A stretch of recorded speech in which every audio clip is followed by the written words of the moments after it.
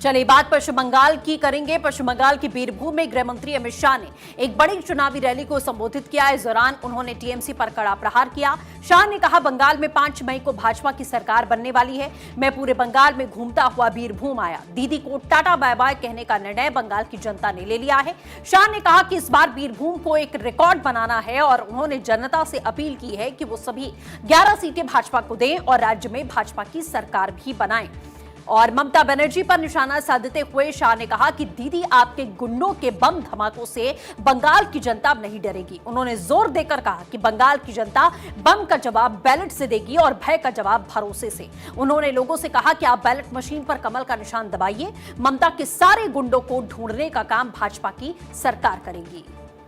बीरभूम वालों, वो दिन लग गए।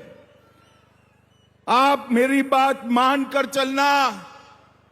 23 अप्रैल को ममता दीदी का कोई भी गुंडा आपका बाल बांका नहीं कर पाएगा, बाल बांका नहीं।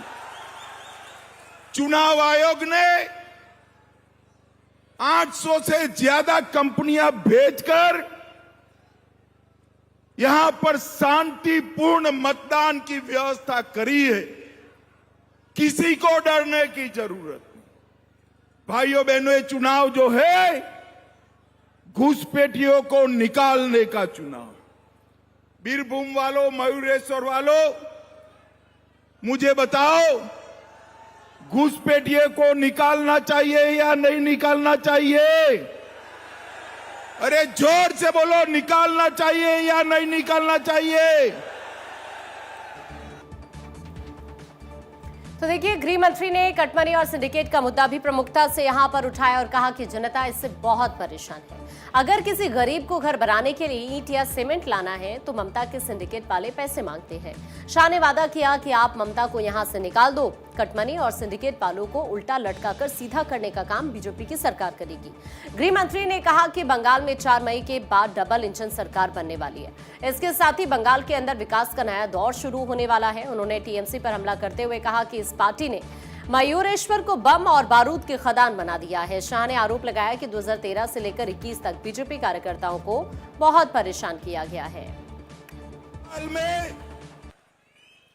4 मई के बाद डबल इंजन सरकार बनने वाली है और बंगाल के अंदर विकास का नया दौर शुरू होने वाला है।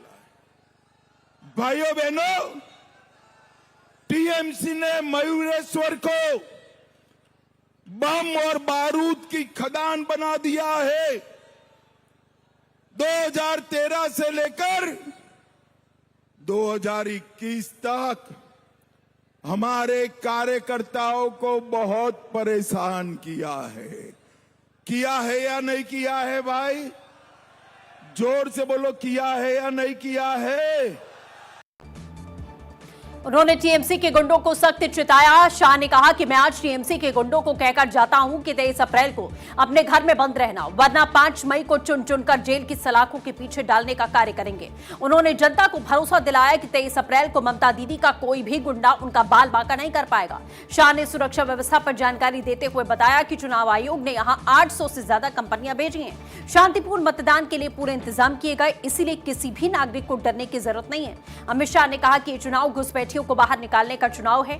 आरोप लगाया उन्होंने कि ममता दीदी और भतीजे उनको नहीं निकाल सकते हैं, वो तो बीएसएफ को बाढ़ लगाने के लिए जमीन भी नहीं देते। शाह ने वादा किया कि भाजपा सरकार बनते ही 45 दिन के भीतर बंगाल की पूरी सीमा पर बाढ़ लगाने के लिए जमीन दे दी जाएगी। मैं आज टीएमसी के गुंडों को कहकर जाता हूं, 23 अप्रैल को अपने घर में बंद रहना, वरना 5 मई को चुन चुन कर जेल की सलाखों के पीछे डालने का काम कर। एक काले शीशे में घूमने वाले टीएमसी के गुंडे, कट मनी वसूलने वाले टीएमसी के गुंडे, उनको मयूरेश्वर की पानी की समस्या नहीं दिखाई पड़ती। मोदी जी ने करोड़ों रुपया जल जीवन मिशन के लिए भेजा है। आपके गांव में पहुंचा है क्या भाई? बताओ, पहुंचा है? कहां गया? कहां गया वो रुपया? अरे मयूरेश्वर वालों, ये रुपया टीएमसी के गुंडे खा गए हैं, गुंडे खा गए। उन्होंने आगे कहा कि बीजेपी न केवल बंगाल बल्कि पूरे देश से चुन चुनकर घुसपैठियों को बाहर निकालेगी। महिलाओं की सुरक्षा पर बात करते हुए गृह मंत्री ने कहा कि ममता दीदी कहती हैं कि महिलाओं को शाम 7 बजे के बाद बाहर नहीं निकलना चाहिए। उन्होंने भरोसा दिलाया कि बीजेपी सरकार बनने पर ऐसा बंगाल बनेगा जहां रात 1 बजे भी छोटी बच्ची स्कूटी पर सुरक्षित निकल पाएगी। शाह ने कहा, बीजेपी के शासन में संदेश खाली, आर्चीकर दुर्गापुर लॉ कॉलेज और साउथ कोलकाता लॉ कॉलेज जैसी घटनाएं फिर कभी नहीं होती।